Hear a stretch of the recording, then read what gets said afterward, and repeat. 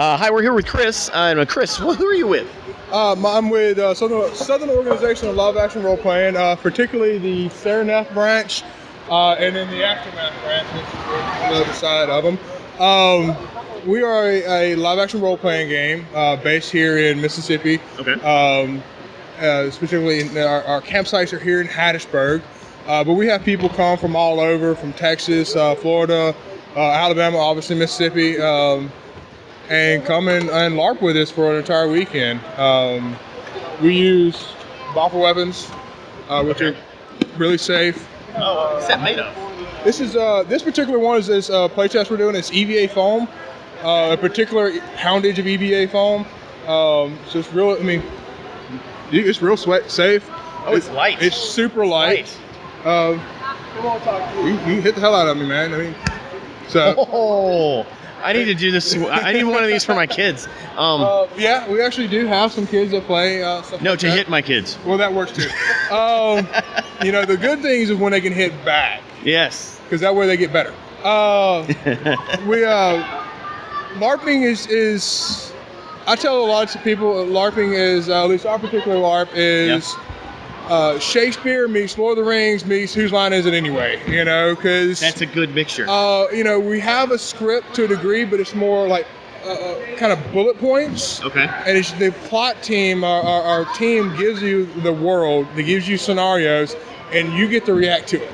Okay. While in a fantasy settings. My guy's kind of that's where the Whose Line comes in. Absolutely, because we do not have a script. We follow. Individuals do not have a script, but you get to react. Okay. And that's what's really cool. Of course, we do fight. We have a very D&D-ish rule set. Everybody has hit points, lives, all that fun stuff, armor, and then we call damage. It can get a little tedious, but once you get used to it, it flows really well. We have a rule set. Safety is very key. I was telling you a while ago how safe it is to hit with them. Yeah. Safety is very, very important and key with us. That's kind of what we do, man. We once a month we get together. It's $40 a month. First time is free. Okay. And all weekend long, from Friday to Saturday or Friday to Sunday afternoon, we just go out there and you become that character. You become that personification. My guy's kind of a piratey guy. But we got some people who walks around like knights, and it's just what you do. That's cool. We have people who come from playing like D&D or Skyrim or whatever. D&D. That's what I grew up on, my bread and butter. But how many times have you played that orc? It's like, all right, I'm going to intimidate the town guard. Cool, I'll roll a 20. I intimidate the hell out of you. Well, what'd you say? What'd you do? Here, if I'm playing my big bad orc, I have to intimidate you. Yeah. I have to get in front of you. I have to stare you down. This is intimidating. And you have to do that.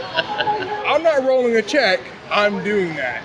Yeah. And that's a big difference because, you have to find that niche that works for you. And some people can do it, some people can't. But I've had some of the creepiest, intimidating people are little petite guys that just scare the crap out of you, but they're super sweet, nice guys. Yeah. In character, some of these people will kill you in your sleep and not even care about it. In play, killing people. In character. In character.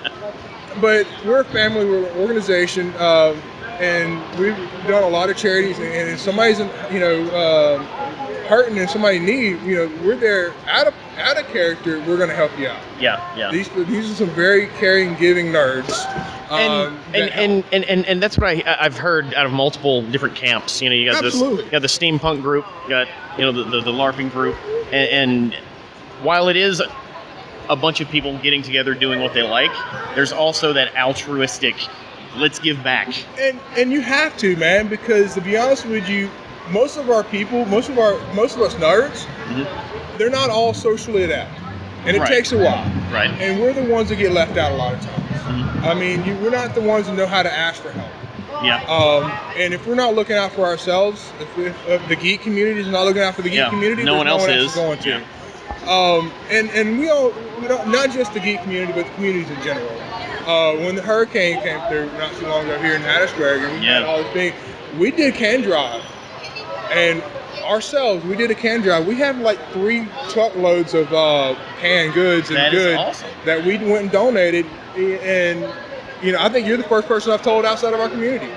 We didn't, and that's just what we get loud. And that's what was right to us. That felt good because there were people without food and water and power for days, and that's what was needed at the time. Yeah. We didn't want to just give a check to Red Cross to do whatever the hell they want to, because honestly, we don't see what's going on. Giving canned good stuff that we can help out, that helps me. And regardless of how you feel about the entire nerd culture of what's happening in here, you cannot say that is a bad thing. Absolutely not, man. I remember years ago, I know we're way off topic, but years ago I remember seeing, I'm going to forget the name, it's a webcomic, and they had a deal going on. It was just playing video games. It was the first year they did it. I know what you're talking about. Penny Arcade, yeah. when they had their game on or play on, something like that going on. And in the very first year they did it, they didn't expect a little bit. They expected a good amount of money because it had such a broadcast. They made so much money for for children's hospitals. Yeah. And that blew me away because normally us geeks, we're shoved to the side. But but we're the nerds, and it was awesome to see that. Hey, here's this community that can give well, and that kind of inspired me. When I got into management here, I inspired me and said, hey, this is a tool we can use for good too. Yeah, we're gonna have fun, we're gonna do our thing, we're gonna entertain ourselves. But let's give back as much as we can. Yeah. So that's completely not what we were. This is a free form interview. We can talk about whatever. So you like Superman? I absolutely hate Superman. Absolutely hate Superman. I'm more of a Spider-Man and Iron Man kind of guy. Yeah, Marvel all the way. I like some DC, Batman. It's hard to hate Batman. But Superman's a little too good. And I'm a Boy Scout, and he's still a little too good. Which is actually funny. The gentleman right over here, I've been staring all week, and he's got a Superman getting a tattoo, and the guy's saying, quit skirming. Quit skirming. I think that's hilarious. So if someone were to want to get into this, how would they do that? So we have once a month events, and with our sister chapter, we almost have an event twice a month. Okay. So it's really easy, and you just show up. Okay. We have dedicated trainers who will show you the ropes and things. Now we did a little bit. You see some fighting back there. We're kind of showing you a little bit of going on, but we'll give you the more in-depth safety tutorial. Show you how to swing. Show you some of the basic rules and stuff like that. And of course, we like when people go to our websites, Cerroneth.com or SolarAftermath.com. Okay. We like when they go to the websites and read up about things, but you absolutely don't have to. You just want to show up and wear blue jeans for the very first time. We may have people say, "Hey, here's some rat pants. Here's a little garb," but that's absolutely cool. You show up and have fun. First events are free. Okay. So that's it's there's nothing there except for you to lose your weekend if you don't like it. And we have food services there that's on the cheap. Like $2 burgers kind of stuff. That's fine. Yeah. Everybody's got to eat. Everybody got to. We actually have both our games supply peanut butter and jelly sandwiches. If you're like, hey, I can't afford food, we'll make you a sandwich and give it to you. If you can't do that, I mean, maybe just jelly. But just show up, and we'll show you. Of course, you can go to our websites. We got Facebook. You can Google us. If you do Mississippi LARP, you'll find us. Okay. But I can give you some cards. Excellent. Yes. But it's really easy to get into. Super easy to get into. Just show up. We'll show you how to do everything. We have camps. The campsites we use are here in Hattiesburg. And we have the cabins. We rent the whole campsite, so we can stay on the cabins. Like I said, we have the weapons already there for you to use when you're first starting off. Okay. Eventually, they may not be nice and shiny like these. That one's even lighter, by the way. Oh man. It looks bigger, but it's even lighter. So we have all that stuff. Now, the more you get into it, then you might want to get the nice costuming and stuff like that. But you absolutely do not have to do that to start with. After a while, yeah, we do expect you to have at least something. But you'd be surprised what you can do with a pair of scrub pants. The scrub top. Yeah. And a couple belts. And some old, Salvation Army boots, So you can do some really amazing things on the cheap. And a lot of our players do that. Because let's be honest, it's in Mississippi. It's not like we're rolling in cash here in Mississippi. And so it's really easy. It's really easy to get into. And our regular event costs are $40 a month, or $4 a weekend, and that's from Friday evening to Sunday evening. Okay. And I mean, you can't get a hotel room for that. No, that's a single night you can't. Well, you could, but you wouldn't necessarily want to stay there. So it's a really cheap, entertaining thing to do for the entire weekend. We got a lot of people who this is kind of what they look forward to every month. We have a couple people who this is the only outlet they have. And we've had a couple kids that I've watched grow over the years. Yeah. And when they first show up and doing their stuff, they're very awkward and socially inept. And after years of being around people who are just like them, they become a little bit more social skills. Yeah. Absolutely, and that's amazing and awesome to see people do that. Yeah. So all in all, it's super easy to get into. It's a lot of fun. It's different. It's not for everybody. I will be the first person to say, man, when you first showed them, it's like, what is up with these nerds? But it's once you get into it, it can be so emotional. Both inplay and out of play, and the people can be so caring. It's just a great environment, a great thing to be around. Both of our campaigns. So I keep pointing to them, but they're behind us. Our campaign is fairly new. It's only been running a little bit over 2 years. Cerroneth has been running 15-ish, 20 years, somewhere in that ballpark. That's a long time. I've been the general manager for about 5 years and been playing for about 10. And that is a long time. Think about 10 years. I've been playing this game longer than I've known my wife.